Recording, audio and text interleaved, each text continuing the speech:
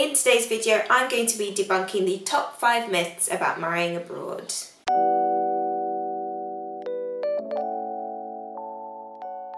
Hello everyone, happy Wedding Wednesday, and today we're going to be debunking the top 5 myths about marrying abroad. In an ever more connected international society, it has become more and more popular to get married away from your home country. Many of us Brits are now getting married in France, Italy, Malta, Portugal, Spain, all sorts of places around Europe and beyond, like the Caribbean and America. Similarly, I've had wedding inquiries from Australia, the United States, Brazil. There are tons and tons of people who want to get married somewhere other than their own home country, and it is very exciting. And maybe that's what you want for yourself. You want a beach wedding in the Bahamas, you want a city wedding in Rome, you want a countryside wedding in the Alentejo, for example. There are lots of crazy myths going around about marrying abroad, and it's really important before you begin any wedding planning journey, whether it's at home or abroad, that you are fully informed about the help and the legislation that you need to get married. So as a destination wedding planner, I have rounded up the top 5 myths about marrying abroad, and I'm going to help debunk these right now. But before we begin, why don't you click that subscribe button for more wedding tips every single Wedding Wednesday, and yeah, let's get into it. So the first myth about marrying abroad is that marrying abroad is always cheaper. Now, I've learned throughout my career that you should really stay away from absolutes when it comes to weddings. Weddings aren't always expensive, rings aren't always remembered, the couple doesn't always kiss during the ceremony. Trust me on that, true story. So I advise that you do the same. Steer away from always and nevers when it comes to your wedding. A lot of it really depends on the situation. There are so many different factors that go into whether something is always cheaper or always more expensive. So stay away from always and never. But that being said, this myth has come from somewhere. So where has it come from? Traditionally in the UK, the average wedding is around £25,000 for around 100 guests. And on the face of it, if you do get married abroad, you are cutting costs in some ways. Sometimes the suppliers are less expensive, sometimes the exchange rate is in your favour. So the pound to the euro, for example, means that your money will stretch further in a European country. But all of those savings that you're making are probably going to be used in other areas, such as your travel costs, your accommodation if you are providing it for your guests, for example. Translation services, registry fees, celebrants, all of these need to be taken into account when you're doing your wedding budget. You may often find that your budget stretches just as much as it would at home when you take into all of those extra costs. That's not to say that you can't save money by getting married abroad. You can, you definitely can. It is often the case that weddings abroad are also much smaller than home weddings. So if you invite 50 people, you're already saving quite a lot than if you invited 100 people. But before we declare weddings abroad as always cheaper or always more expensive, you just do your own research and get a realistic picture of how much things are going to cost. If you consult an expert destination wedding planner in the country that you'd like to get married in, then they will be able to best guide you with regards to the costs in the country itself. A consultative wedding planner such as myself would draw up a full wedding budget for you, so you have a bit more of a realistic portrait, give or take, on how far your money is going to stretch. Myth number 2, weddings abroad are not legally binding in your home country. This is very dependent on the legislation in your home country and the country of choice, but it's getting easier and easier to legally get married abroad. For example, UK nationals can get married in Portugal legally without any language or residency requirements. But you will find that if you do want to legally get married abroad, there is quite a lot of red tape. There are quite a few documents that need to be translated and notarized within a certain time frame for you to be legally married there. This is why I personally recommend that you have a legal marriage at your local registry at home and then have a blessing abroad. Celebrants can create such a beautiful personalised ceremony for you, and it won't feel any different to the regular civil ceremonies. In fact, in Portugal, civil ceremonies are very much that.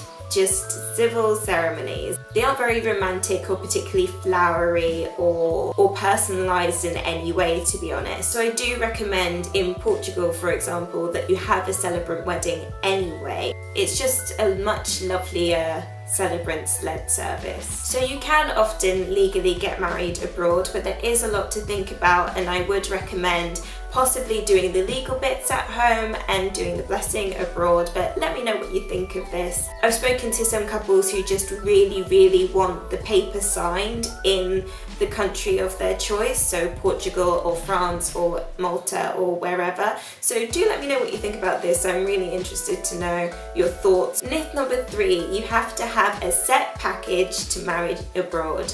Now this is completely personal again, and you'll realise that this is a little bit of a trend with these myths. It is dependent on the services that are offered in the country of choice, but also on your personal preference. But before I get into this, let me define what a destination wedding package looks like. So normally it would be with the venue or a wedding planner that would offer an all-together package. So you pay one fee for the venue hire, a set menu, these amounts of flowers, so maybe 3 bridesmaids bouquets and 1 bridal bouquet and 4 groomsmen's buttonholes and a wedding cake. Everything is just tied up into a big package and you pay one fixed fee. This suits some people down to the ground. If you want everything done in one full swoop and you don't have to think about it at all, it's just all paid for, all in one neat little package, then this is a perfect option for you. But I, for one, hate packages. I have never liked them because it removes a lot of the personality and customization that comes with your wedding.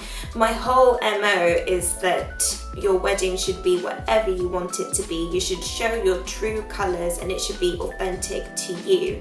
So with that in mind, I personally prefer the more consultative approach where I put the couple in the driving seat. I will source your suppliers for you, but at the end of the day, you will always have the final say. So for example, if we're choosing a photographer, I will send you the portfolios of 3 photographers that I think you would really like and that would match your style. You can then go through those portfolios and see what resonates with you, see which photographer you prefer. If you were to have a package deal, then you would get the photographer that comes with the package. You wouldn't really have much of a say there. So this one really depends on you. It depends on how you prefer to work. It depends on how much customization you want in your wedding. If you want everything tied up in a neat little bow and you pay one price and you know exactly what that price is going to be and all of the elements are sorted for you, then a package is best for you. But if you want to have a little more flexibility, if you want to have a little bit more fun in customizing your wedding and really know that you've chosen every single one of the suppliers at your wedding day, then maybe a consultative approach is better for you. Most popular sites where you can get married abroad have a mix of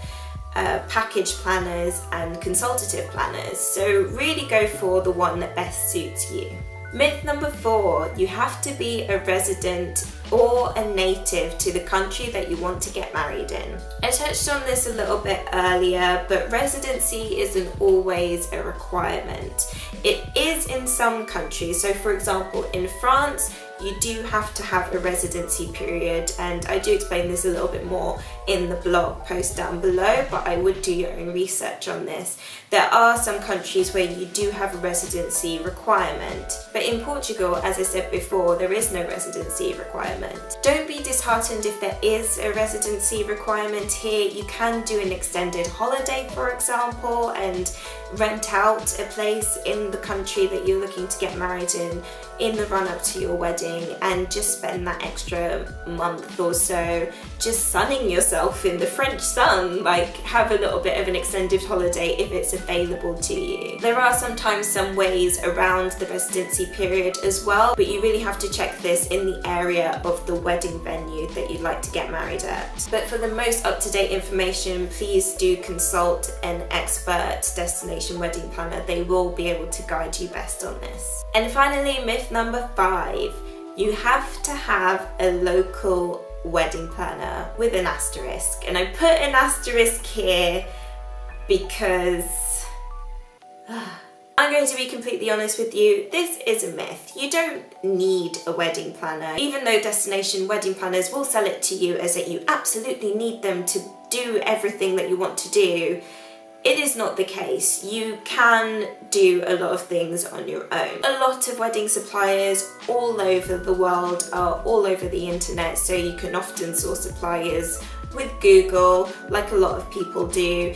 You can get a pre-priced package that you can also find on Google. And with regards to the documents and the red tape, you can do this on your own. You can find a way of doing this on your own. But I put an asterisk here because it is so much more difficult, particularly in destination wedding planning situations, to do this without a planner. Think of a wedding planner as your Google Maps. Say you're going to somewhere that you don't really know where you're going. You have a little bit of a rough idea of where you're going, but not very clear. If you don't know exactly how you're going to get there, and you don't have Google Maps, you can eventually get there. You might take a couple of wrong turns here and there, but you may actually get there. You'll get to the place you want to go. It will take you much longer, but you'll get where you want to go. When your wedding planner is like Google Maps, it is a streamlined guiding force to the wedding of your dreams. They will help guide you at every turn, helping you source the best people, helping you to translate things, helping you to understand the customs in the country of your choice, negotiating the best price for you, finding the best venues for you, sorting out your travel arrangements, recommending accommodation options to your guests, all sorts of things. Your wedding planner is your guide. You can do it without one, but I really wouldn't recommend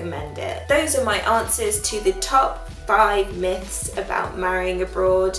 I hope you found this video helpful, and I hope that despite all of the misinformation out there about marrying abroad, that you really do your own research and that you find the confidence to go after the wedding that you want. If you want to get married in a beach in the Caribbean, you do that, you go for it. If you have any other questions about marrying abroad, obviously I can only speak from the perspective of Portugal and the UK, for example, but I can try to answer your questions down in the comments below. And if anyone else has any other tips on getting married abroad, if you have done it yourself, then do add it to the comments. We'd love to hear from you. But that's it from me. I'm Olivia from Nulyweds, your millennial wedding planner. And if you like this sort of content, why don't you give that a like, subscribe, and I'll see you next week. Next week we'll be talking about the best historical venues in Portugal. I'll see you there.